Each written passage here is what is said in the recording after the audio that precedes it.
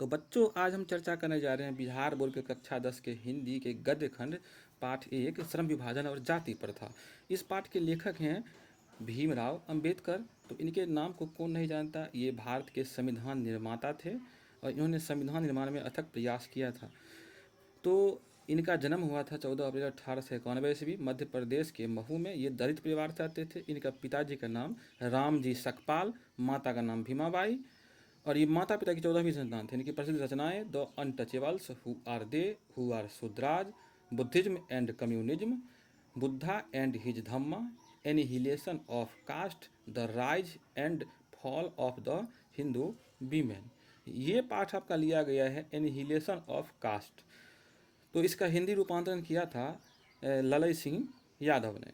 तो इस पाठ पे चर्चा करें। और एक बात, भीमराव अम्बेडकर की मृत्यु 1956 में हुई थी, तो उस पर भी ये इंग्लैंड और अमेरिका की यात्रा किए थे बड़ौदा नरेश के प्रोत्साहन पे, और वहाँ पे शिक्षा ग्रहण करने के लिए गए थे।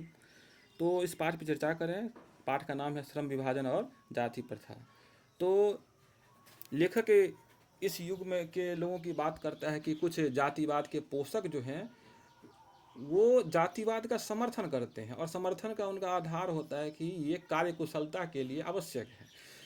तो भीमराव अम्बेडकर जी उनकी बातों को काटते हैं कि नहीं, ये आपत्तिजनक बात है, क्योंकि ये श्रम विभाजन के साथ साथ श्रमिकों का भी विभाजन कर देती है, और ये अस्वाभाविक विभाजन है, क्योंकि ये उनमें ऊंच नीच की भावना पैदा करती है जो विश्व के किसी समाज में नहीं पाया जाता। अगली बात, ये इसको मनुष्य की रुचियों पर आधारित नहीं मानते थे, और ये जाति प्रथा जो है पेशे का दोषपूर्ण पूर्व निर्धारण ही कर देती थी, जिससे कि मनुष्य एक ही पेशे को अपनाने के लिए बाध्य हो जाता है, चाहे वो पेशा उसके लिए अच्छा रहे, चाहे उसमें वो कुशल रहे, चाहे नहीं रहे, जिससे क्या होता है कि उसको काफ़ी नुकसान होता है। और आधुनिक युग में अगर कभी उसे पेशा बदलने की नौबत आ गई तो वो नहीं कर पाएगा, जिस कारण उसे भूखों मरने की नौबत आ सकती है। दूसरी बात, ये जाति प्रथा को भारत में बेरोजगारी का प्रत्यक्ष कारण भी मानते थे, और ये आर्थिक दृष्टि से भी जाति प्रथा को अच्छा नहीं मानते थे, उसको हानिकारक मानते थे, क्योंकि ये चाहते थे कि मनुष्य ऐसा काम करे जिसमें उसकी रुचि हो। जबकि जाति प्रथा के कारण मनुष्य की आत्मशक्ति को दबाकर, उनकी प्रेरणा रुचि को दबाकर उन्हें अस्वाभाविक नियमों में जकड़ कर निष्क्रिय बना दिया जाता है। अम्बेडकर के दृष्टिकोण में आदर्श समाज स्वतंत्रता, समता और भ्रातृत्व पर आधारित होना चाहिए।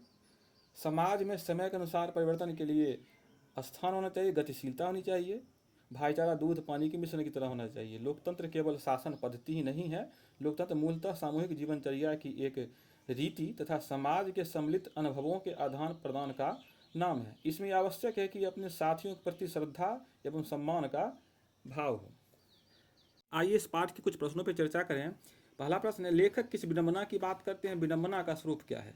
तो लेखक विडंबना की बात करते हुए कहते हैं कि इस युग में जातिवाद के पोषकों की कमी नहीं है, जिसका स्वरूप है कि जाति प्रथा श्रम विभाजन के साथ साथ श्रमिक विभाजन का भी रूप है, और ये अस्वाभाविक है। दूसरा सवाल, जातिवाद के पोषक उसके पक्ष में क्या तर्क देते हैं। तो जातिवाद के पोषकों का तर्क है कि आधुनिक सभ्य समाज कार्यकुशलता के लिए श्रम विभाजन आवश्यक मानता है, और जाति प्रथा श्रम विभाजन का रूप है, इसलिए इसमें कोई बुराई नहीं है। तीसरा सवाल, जातिवाद के पक्ष में दिए गए तर्कों पर लेखक की प्रमुख आपत्तियां क्या है। तो जातिवाद के पक्ष में दिए गए तर्क पर लेखक की आपत्तियां इस प्रकार है कि जाति प्रथा श्रम विभाजन का रूप ले लिया है, और किसी सभ्य समाज में श्रम विभाजन व्यवस्था श्रमिकों के विभिन्न पहलुओं में अस्वाभाविक विभाजन नहीं करता। ये दुनिया के किसी देश में नहीं पाया जाता, और ये उनका अस्वाभाविक विभाजन कर देता है। चौथा सवाल, जाति भारतीय समाज में श्रम विभाजन का स्वाभाविक रूप क्यों नहीं कही जा सकती है। क्योंकि ये अस्वाभाविक है। ये जातिगत श्रम विभाजन श्रमिकों की रुचि अथवा कार्यकुशलता पर आधारित नहीं होता, बल्कि माता के गर्भ में ही श्रम विभाजन कर दिया जाता है, जो विवशता और रुचिपूर्ण होने के कारण गरीबी और अकर्मण्यता को बढ़ाने वाला होता है। पांचवा, जाति प्रथा भारत में बेरोजगारी का प्रमुख और प्रत्यक्ष कारण कैसे बना हुआ है। तो जाति प्रथा भारत में बेरोजगारी का एक प्रमुख और प्रत्यक्ष कारण है, क्योंकि भारतीय समाज में श्रम विभाजन का आधार जाति है। चाहे श्रमिक कार्य कुशल हो या नहीं, उस कार्य में रुचि रखता हो या नहीं, इस प्रकार हम कह सकते हैं जब श्रमिकों के कार्य करने में दिल लगे ना दिमाग, तो कोई कार्य कुशलता प्राप्त कैसे कर सकता है। यही कारण है कि भारत में जाति प्रथा बेरोजगारी का प्रत्यक्ष और प्रमुख कारण बना हुआ है। लेखक आज के उद्योगों में गरीबी और उत्पीड़न से बड़ी समस्या किसे मानते हैं, तो इसे मानते हैं, जाति प्रथा को मानते हैं, और ये सबसे बड़ी समस्या है। तो दोस्तों वीडियो को लाइक कर दें और चैनल को सब्सक्राइब जरूर कर दें। धन्यवाद।